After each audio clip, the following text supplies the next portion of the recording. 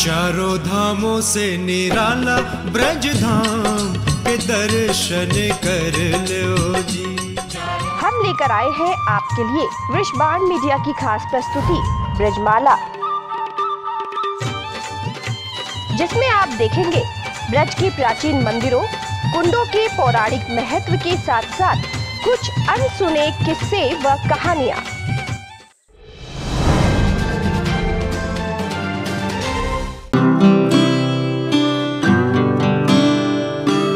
नमस्कार दर्शकों, इस समय हम दिल्ली आगरा राष्ट्रीय राजमार्ग स्थित श्री 1008 जम्बू स्वामी दिगंबर जैन सिद्ध क्षेत्र 84 मंदिर में स्थित है।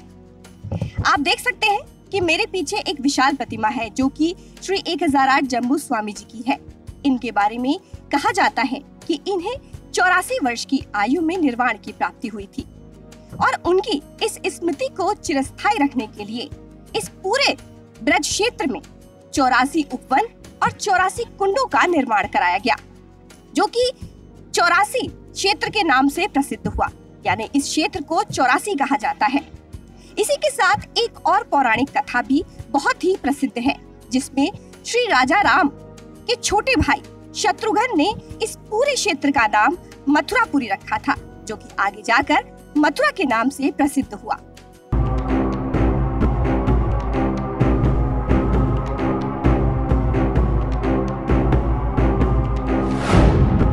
मुक्ति कहे गोपाल सो, मेरी मुक्ति बताए, ब्रजराज उड़ी मस्तक लगे, मुक्ति मुक्त है जाए। भगवान श्री कृष्ण की नगरी अर्थात मधुपुरी की अनंत कथाएं हैं, जिन्हें सुनने या ब्रजराज मात्र से मनुष्य सभी पापों से मुक्त होकर वैकुंठ लोक को प्राप्त हो जाता है। इस पावन भूमि में बड़े बड़े संत महंतों ने मुक्ति पाई है, बल्कि जैन समाज के अंतिम अनुबद्ध केवली श्री 1008 जम्बू स्वामी दिगंबर जैन ने भी 84 वर्ष की उम्र में शरीर का परित्याग किया, जिनकी स्मृति को चिरस्थायी बनाने के लिए 84 उपवन 84 कुंडों का निर्माण कराया गया।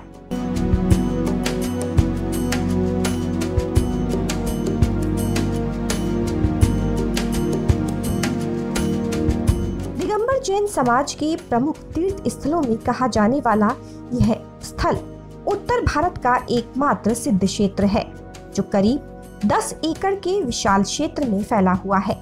यह समस्त जैन तीर्थ स्थानों के मध्य स्थित यात्राएं अपूर्ण दर्शनों के बगैर अन्य सभी यात्राएं अपूर्ण मानी जाती है। यह मंदिर सिद्ध क्षेत्र जैन 84 मंदिर के नाम से देश विदेश में मशहूर है।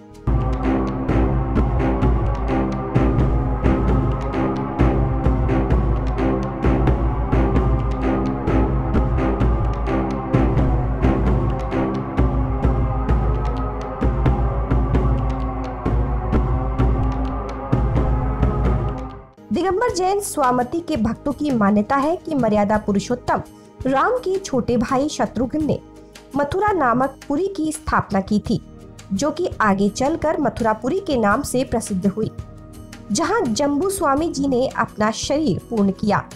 कहते हैं स्वामी जी के अनन्य भक्त डीग निवासी जोधराज को एक रात स्वप्न आया कि मथुरा नगर में एक स्थान पर जमीन के अंदर श्री जम्बू स्वामी के चरण है, उन्हें जाकर निकालो और मंदिर बनाकर उसमें स्थापना करो।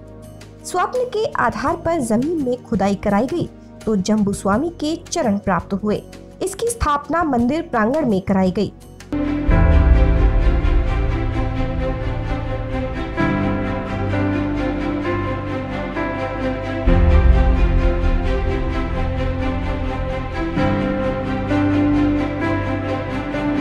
आगरा दिल्ली राष्ट्रीय राजमार्ग 2 पर स्थित इस जैन 84 मंदिर की आधारशिला जैन श्रद्धालुओं के आग्रह पर मथुरा के धनाढ्य सेठ लक्ष्मी चंद्र के पुत्र मणिराम जैन ने वर्ष 1800 में रखी, जिसका निर्माण कार्य 7 साल में पूरा हो सका। यह मंदिर एक प्राचीन टीले पर स्थित है, जिसमें मंदिर की दीवारों से लेकर छत तक बेहद ही भव्य तरीके से नक्काशी कराई गई है। कहते हैं कि जब मंदिर का निर्माण कार्य चल रहा था, उसी समय मध्य प्रदेश के ग्वालियर राज्य में प्राचीन श्री 1008 अजीतनाथ भगवान की प्रतिमा जमीन के अंदर से प्राप्त हुई। जिसे मथुरा के मंदिर में स्थापित करने की अनुमति ग्वालियर नरेश ने सेठ मनीराम जैन को दे दी, लेकिन विशाल प्रतिमा को सुरक्षित मथुरा लाने पर सभी ने हाथ खड़े कर दिए।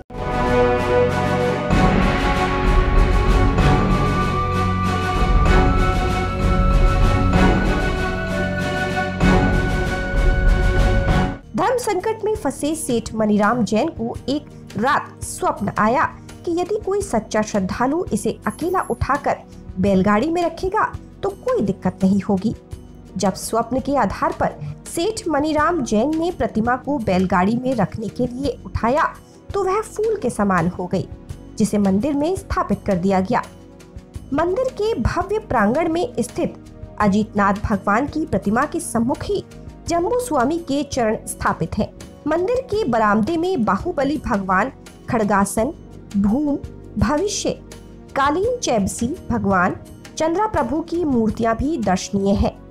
तो वहीं मथुरा वृंदावन मार्ग पर 19 जून सन 1966 को खुदाई में प्राप्त पार्श्वनाथ भगवान की प्रतिमा भी आकर्षण का केंद्र है, बल्कि मनवांछित फल देने वाले क्षेत्रफल बाबा की प्रतिमा भी श्रद्धालुओं के लिए आस्था का केंद्र है।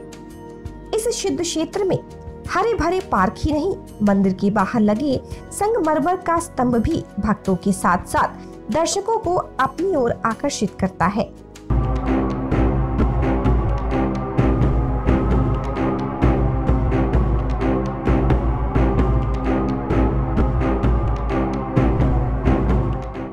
इस प्रांगण में जहां संतों के ठहरने के लिए निशुल्क संत निवास की स्थापना की गई है, बल्कि बाहर के छात्रों के रहने खाने आदि की निशुल्क व्यवस्था के लिए छात्रावास की भी स्थापना की गई है। यहाँ आने वाले हर व्यक्ति के लिए बहुत ही सस्ती दर पर सुबह शाम शुद्ध भोजन के साथ ठहरने हेतु कमरों की भी व्यवस्था है। आज यह मंदिर दिगंबर जैन समाज के लोगों के लिए ही नहीं, बल्कि आम जनमानस के लिए भी श्रद्धा एवं आकर्षण का केंद्र बना हुआ है।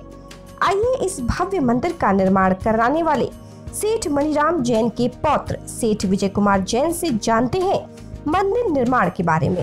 दर्शकों, मथुरा में जैन 84 मंदिर से सभी लोग परिचित हैं, लेकिन इसके बारे में जानकारी बहुत कम लोगों के पास है। विश्वबाण की टीम आज आ पहुंची है श्री सेठ विजय कुमार जी के पास। जी हाँ, विजय कुमार जी जो कि जिनके पूर्वज इस मंदिर के निर्माता रहे हैं और ये उनके वंशज हैं। तो आइए इनसे बात करते हैं कि किस तरह से जैन 84 मंदिर की स्थापना हुई और क्या क्या कार्य ये कर रहे हैं। नमस्कार सर, आप थोड़ी जानकारी दीजिए जैन 84 मंदिर के बारे में। एक यहाँ पर पूरा गांव था, कोई आबादी नहीं थी। भरतपुर के थे, उनको स्वप्न में आया कि यहाँ पे जम्बू स्वामी के चरण हैं, तो यहाँ पर आके उन्होंने खुदाई की, समाज के कुछ लोगों ने, तो जम्बू स्वामी के चरण निकले जो कि मंदिर में अभी भी स्थापित है। चरण का निकलना इस बात का वो सूचक है कि यहाँ से कोई पुण्यात्मा जीव मोक्ष गई है साधना करके। तो फिर वो जब चरण पढ़े गए, देखे गए, तो जम्बू स्वामी के थे। जम्बू स्वामी महावीर स्वामी के बाद में अंतिम अनबद्ध केवली हुए हैं, जो कि इस पंचम काल में, जिसको अपन कलयुग बोलते हैं, कलयुग में मोक्ष गए, जो कि बहुत रेयर होता है। सिर्फ एक ही जम्बू स्वामी है जो इस कलयुग में यहाँ से मोक्ष गए, तो इसलिए यहाँ की बहुत इम्पोर्टेंस है। तो जब समाज के लोग आए बड़ों के पास में कि यहाँ पे मंदिर बनवाना है, उनका ठीक है हम जिम्मेदारी लेते हैं। तो यहाँ पे 73 एकड़ ज़मीन, जिसमें कृष्णा नगर, डायमंड नगर, ये सारा बाईपास, ये जो वर्तमान में ये यहाँ पर इस पर स्थापित किया गया मंदिर 1814 के अंदर में। और जम्बू स्वामी के चरण यहाँ पे स्थापित किए गए उस समय। और उस समय क्योंकि मंदिर में खाली चरण से मंदिर होता नहीं है, चंद्रा प्रभु भगवान की एक धातु की प्रतिमा यहाँ पर विराजमान की गई, जो अभी भी मंदिर में है। तो ये 1814 में यहाँ पे प्रतिमा उनकी आई। धीरे धीरे डेवलपमेंट होता रहा मंदिर का, और अभी तो काफ़ी प्रतिमाएं हैं मंदिर में ऊपर। यहाँ पर एक वो क्या नाम है उनका, क्षेत्रफल बाबा, जो जैसे अपने हनुमान जी या भैरव जी होते इस टाइप का वो है। वो बहुत ही अतिशयकारी है, मतलब आप कुछ भी मन्नत कीजिए 99% आदमियों की उस पर मतलब मनोकामना पूर्ण होती है, बहुत ही वो है। और बाकी दिगंबर जैन समाज का मंदिर है यहाँ पर। जैनियों में भी दिगंबर श्वेतंबर होते थे, दिगंबर जैन समाज का अपना मंदिर है, जो कि पूर्वजों ने यहाँ पर बनाया इसका। और तब से ही हमारे सेठ परिवार इसकी देखभाल, सेवा, पूजा मतलब देखभाल कर रहा है। और अपना इस परिसर में हमने फिर 2001 में एक छात्रावास की स्थापना करी, श्रवण ज्ञान भारती छात्रावास। इस छात्रावास में हम लोग 10th पास बच्चे लेते हैं और 5 साल की उनकी ग्रेजुएशन तक की पढ़ाई बिल्कुल निःशुल्क है।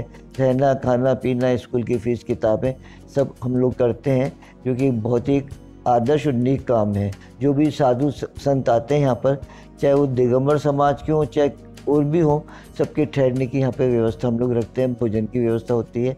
और इस तरह से जैन धर्म पे यहाँ से हम लोग प्रचार प्रसार कर रहे हैं। हाईवे पर कोई प्रतिमा नहीं थी, तो साहू अशोक जैन जो टाइम्स ऑफ इंडिया वाले थे जिनकी डेथ हो गई, उनकी इच्छा थी कि हाईवे पर एक प्रतिमा होनी चाहिए। तो उनके द्वारा ये भाषण उन्होंने दिया था, फिर प्रतिमा फिनिश करा के हम लोगों ने बाहर हाईवे पे जो एक प्रतिमा लगा रखी, वो जम्बू स्वामी की प्रतिमा। प्रतिमाएं जैनियों में सब एक सी होती है, खड़गासन या पद्मासन। खाली वो निशान उनमें नीचे लगा होता है, उस निशान 24 भगवान के 24 निशान होते हैं, उससे पहचान ली जाती है कौन से भगवान है। लेकिन जैसे जम्बू स्वामी का इनका कोई निशान नहीं है, तो ये तीर्थंकर नहीं है। तो अपन ने जब इनकी प्रतिष्ठा, प्राण प्रतिष्ठा की, तो अपन ने कह दिया कि ये जम्बू स्वामी है। वो जम्बू स्वामी की प्रतिमा जो विश्व की सबसे बड़ी प्रतिमा है, मतलब बैठी पद्मासन प्रतिमा जम्बू स्वामी की अपने हाईवे पे लगी हुई है।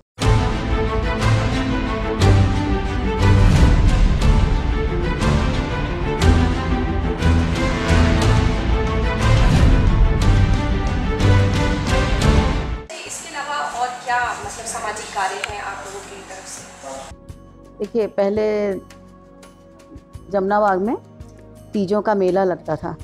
जमनाबाग के बाहर बहुत सारे झूले डलते थे, चाट पकौड़ी वाले आते थे, पूरा शहर आता था वो मेला देखने। अभी तो फ़िलहाल हमने वो मेला बंद करा दिया है, क्योंकि इससे गार्डन का बहुत नुकसान होता था, जो कि आजकल तो पॉसिबल नहीं है, इससे पहले वो होता था। इसके अलावा और आपने बताया थोड़ी देर पहले कि आप ताज़िए भी आपके यहाँ से? पहला ताज़िया सेठ हवेली से निकलता है, मोहम्मदगंज का। ये अभी भी निकलता है? हाँ, अभी भी निकलता है। और इसके अलावा गणगौर, जो शहर में सिर्फ एक हम सेठ हवेली से ही निकलती थी, अभी आजकल शायद किसी और ने चालू कर दिया है, लेकिन वो गणगौर, क्योंकि हम लोग राजस्थान से हमारा निकास है, इसलिए गणगौर का मेला सिर्फ हमारे यहाँ ही होता है। तो इसमें पहले हमारी दादी सास, फिर मेरी सास, ये सब करते थे, अभी आजकल हम लोग करते हैं।